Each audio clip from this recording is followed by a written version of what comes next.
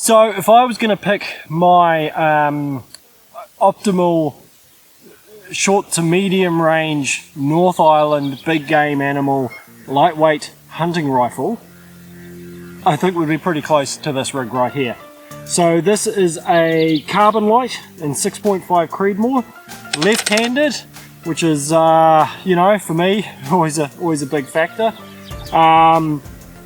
And at the moment it has a Swarovski and X5 on top of it and a Hardy Stealth suppressor on the front. So this is a light rig, no doubt about it. Yes, the scope is putting a little bit of weight on it. Yes, the can is actually adding a little bit of weight to it. And in all honesty, I would probably go for one of the other suppressors, maybe not the Stealth. Nothing wrong with it, nothing wrong with the Hardy suppressors. It's just while I'm sure the Stealth is the quietest, I probably don't need it to be that quiet, and I could just reduce a little bit of weight and a little bit of length of the gun by going to one of their other models or a DBT or something like that. But I do like the X5. So this particular one is the 5.225, and it's a mil with the reticle in there. So Swaro being Swaro, they always just have to go a little bit extra. So each click on this is actually 0.5 centimeters. So it's a, what do you want to call it? Double the resolution of a normal mil scope, which allows just a finer adjustment. But I mean, anyone who has looked through a Swarovski knows that it is some of the best glass in the business. It is just beautiful. I quite like the reticles in there. They're finer. Some people find them a little too fine, but I like them. Yeah, it's just a hell of a combination. So the client's getting me to set this up for him. He actually has another Carbonlight in 308 as well, which is going to live down in South Island. This will be his North Island gun. And he originally, interestingly on his 308, he originally started with a Swarovski DS, which is essentially the range-finding ballistic solver and everything. And that was, I set that up for him, and that was a beautiful rig, but it was, the scope was very heavy. It was quite top-heavy for the gun, and also it kind of ran out of steam at 500-600 meters. It's just the way a lot of, like the Burris Eliminator as well and the Swaro DS, they don't actually dial out as far as you think, but sort of 400, 500, 600 meters range shoot, cool. The owner of this and the DS got to the point where he had shot heaps of stuff with it and enjoyed using it, but he just wanted the, as he described, he wasn't always 100% confident with the scope doing all the work. He wanted to go back to a dial, learn what dialing actually is and does and how it works. So he now range finds, has his ballistic solutions, dials, shoots, and has evolved, we'll say, as a his knowledge as a shooter as well. So yeah, we're setting this up. We're going to actually set it up for two different types of ammunition. So the heavier, the 120 grain Sako ammo we have here, the Barnes, so the solids, and also a varmint round as well, so a lighter weight, very fast, because he uses this both for deer and for long range rabbits and just pest control on his block. This is just a great example of what a great gun, good ammo, good scope is going to do, and how easy they are to set up. 2 rounds there. This is the 120 grain Barnes TSX, whatever it is, the Sako ammo. I measured in the reticle. Now, I love the X5, it's a beautiful feeling scope, it dials, it does everything. The one thing I would say, which would make it bigger and heavier and more expensive again, is that it is second focal plane. So you do need to make sure that you're zoomed all the way in for the subtensions on that reticle to scale and resolve correctly. When you do that, it's bang on, no question about it. But if you forget to zoom in, leave a part zoomed out, maybe you're not dialing all the way, for a hunting rifle where I'll be dialing and I'd be using the subtensions on the horizontal strata, whatever, for wind, I would really like them to be the correct scale no matter how much I'm zoomed in or out if I'm really going to use them. I use first focal plane in my comp rifle.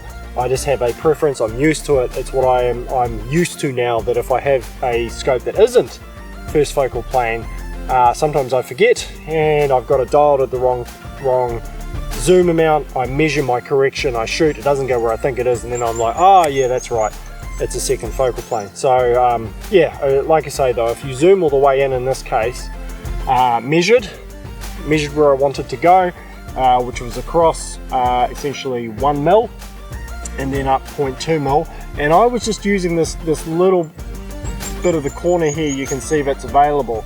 So I've hit that third round within, I don't know, 3 mil of where I was aiming, and that's it. The gun is zeroed. 3 rounds, and I imagine if I keep shooting those, that's your group size. It's going to be teeny tiny little groups all day long with that thing.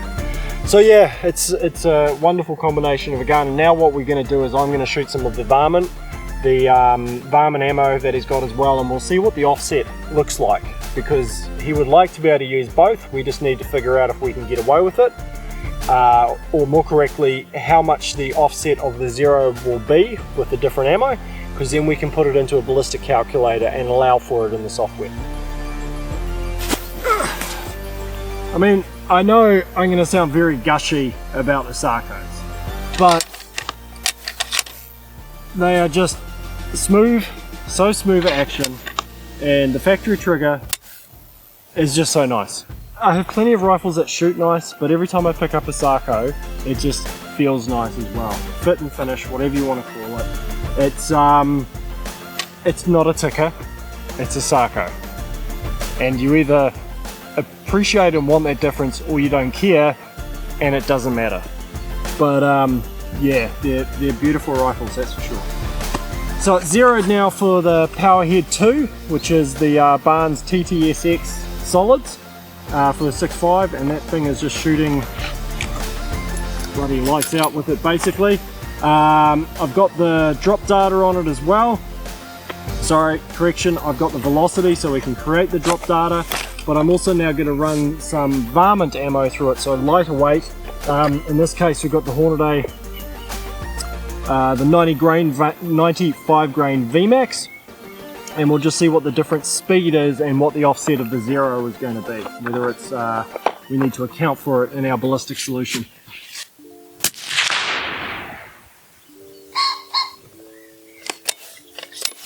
So 2699, so it's going to sit around the 2700 mark feet per second with those power heads.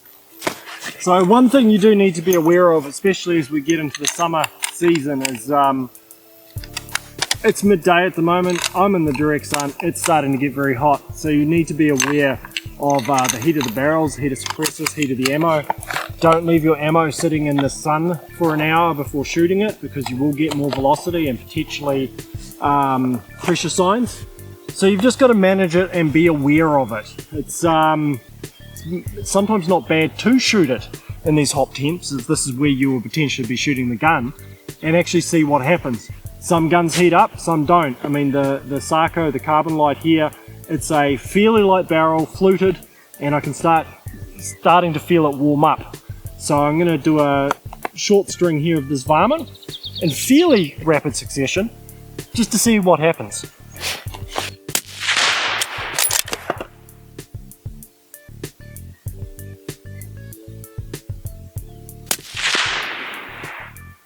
So this gun's getting pretty hot now, but there's no pressure signs on that, that 95 grain varmint. It's running faster, 3150 feet per second.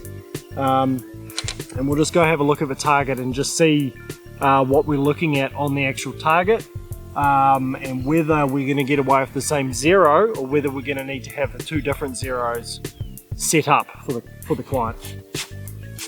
Again, this is there's 3 rounds in here, which is the power head, and this is where I was talking, it's probably trigger. Elevation is bang on, and it's just shifted left and right. Then I switched over to the varmint, and I'm actually not 100% sure which one. I think that one there was the first round of the 95 grain varmint. Second round went up here. Now, it'd be very easy to say that that was a result of the gun heating up and getting faster speed and more velocity, but the next round went here, so it actually went lower. So I would be tempted. I'm going to shoot a couple more rounds, probably put another stick and see up and just confirm this, but I would suggest we're just looking at a slightly bigger grouping with that varmint ammo. We've got to remember this here, if we look at that, I'll measure it, but I think you'll find that that's still 1 MOA, if not slightly less. So we're talking a small group regardless. It's not like it's flinging rounds all over the place, but it may just be the case that those 95 grains are not going to group the same as we are getting with those power heads. So, put up a sticker, we'll clean those ones off, and a couple more rounds on that varmint, and we should be good. I let the gun cool right down, and came and shot another couple of shots on it with the varmint ammo. So first round went here, and I thought, oh, it's cooled down, it's going to be beautiful. Second round is that one. Third round, I believe, is that one. So now we've got 6 rounds, 2 strings, 2 groups, whatever you want to call it. But we're seeing that the ammo just doesn't really like the gun, or the gun doesn't like ammo, whatever. This is the same gun that was shooting holes on top of each other virtually with the 120 grain barns. So I doubt that the client will be happy with that, because it is a varmint round, so small targets, long distance. However, if that was the case and we were going to sit with this, we would now average this to that middle and would have our offset for the 0 for the varmint rounds. And we could either put that into the ballistic calculator and it would allow for that offset, so you switch to the profile, the varmint profile, and it would just give you the 0 offset as part of the ballistic solution. But more than likely, I would suggest we're going to try another kind of ammo, see if we can get that group size down a bit, and then do the same process. So yeah, interesting example of how the guns, you've got to find the right ammo for each gun. It's not as easy as, yeah.